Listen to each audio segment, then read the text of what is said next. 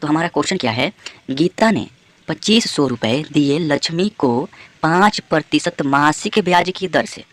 तो 7 महीने के लिए मतलब दिया है पैसा कितने दिनों के लिए, 7 महीनों के लिए। तो ब्याज निकालें और सूद के पैसों का हिसाब क्या होगा यह भी बतावें।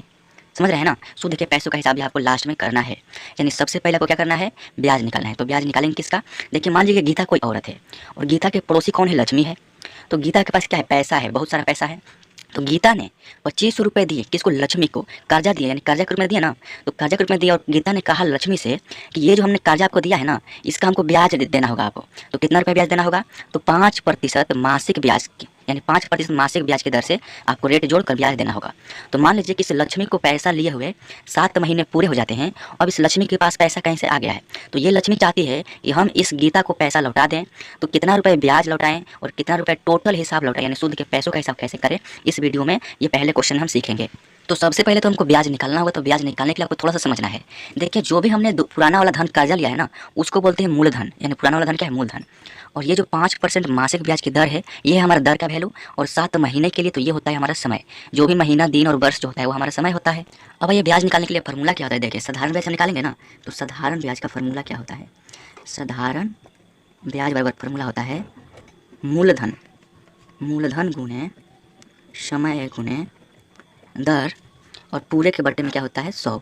ये होता है हमारा फॉर्मूला। अब मैंने आपको बताया कि मूलधन हमारा क्या है, तो मूलधन जो हमने शुरुआत में धन लिया है 2500 हो गया, गुना में समय कितना है, 7 महीनों का है, दर कितना है, दर है 5%, तो आपको 5 लिख देना है। और पूरे के बट्टे में यहाँ पर क्या है, तो यहाँ पर 100 है तो 100 लगा देना है। और देखिए नीचे में 2 जीरो से ऊपर में 2 जीरो कट जाता है। अब इनका गुना कर लीजिए। देखिए गुना कैसे करते हैं, यहाँ पर क्या बच गया है, 25 बच गया है। और यहाँ पर 7 का गुना करेंगे 5 में, तो 7 5 हो जाएगा 35, 35 हो जाएगा ना। और 25 का गुना कर लीजिए 35 में, तो चलिए 25 का गुना भी 35 में हम कर ही लेते हैं। देखिए 25 का गुना करेंगे 5 में ना, तो 25 5 होता है 125। तो 125 का आपको क्या करना है, यहाँ पर 5 लिखना है। और 125 ऐसे लिखा जाता है ना, 1 2 5, तो 5 लिख दिया हमने, 12 हमारा क्या हो जाएगा, हासिल हो जाएगा, कैरी हो जाएगा। और देखिए 25 के 75, और 75 में आपको सिर्फ 12 जोड़ देना है। तो यहाँ पर 75 में ये वाला 12 जोड़ दीजिए, तो 5 और 2 7, और 7 और 1 8, यानी 87 हो जाएगा। तो आपको यहाँ पर 87 लिख देना है, यानी 875 रुपये ये हमारा साधारण ब्याज, यानी सिर्फ ब्याज निकल कर आ गया है 875 रुपये। तो आई होप कि ब्याज निकल आपको समझ में आ गया होगा। तो अब ये सूद के पैसों का हिसाब कैसे करते हैं उसको जान लेते हैं। तो देखिए सूद के पैसों का हिसाब करना बहुत ही आसान होता है। करना क्या है, हमने शुरुआत में 2500 रुपये लिया था और हमारा ब्याज का वैल्यू आ गया 875 रुपये, यानी 7 महीने बाद हमारा कितना रुपये ब्याज होगा, 875 रुपये। तो हमको क्या करेंगे, जो मूलधन है उसमें ये वाला ब्याज जोड़ देंगे और वही हमारा सूद के पैसों का हिसाब होगा।